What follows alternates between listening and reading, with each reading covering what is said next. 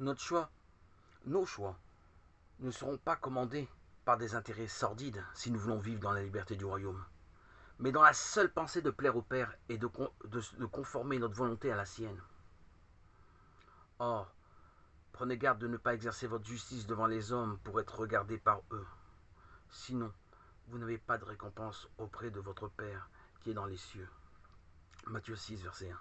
Jésus nous propose une société où le mobile de nos actions ne sera donc pas le qu'en dira-t-on, mais la dignité de l'homme, notre frère. Car Dieu est notre Père, alors que c'est l'intérêt personnel qui le plus souvent nous conduit. Agir ainsi serait vraiment installer parmi nous la nouvelle société dont nous parlons tant.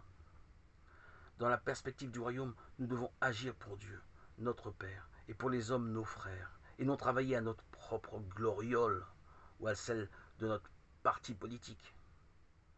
Lorsque Jésus parle de Dieu, aussi bien par rapport à lui, dans Saint Jean, que par rapport à nous, dans les synoptiques, c'est d'un Père qu'il nous parle.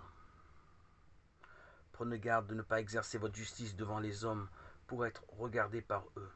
Sinon, vous n'avez pas de récompense auprès de votre Père qui est dans les cieux. Matthieu 6, verset 1. Soyez parfaits comme votre Père céleste est parfait. Pour Jésus, nous ne devons pas agir pour être loués, mais faire le bien par nature, comme Dieu notre Père. Et la récompense n'est que la récompense d'appartenir à la famille et à la race de Dieu. La famille humaine n'atteint pleinement son évolution, n'atteint son terme qu'en devenant membre de la famille divine par le baptême de fait ou de désir.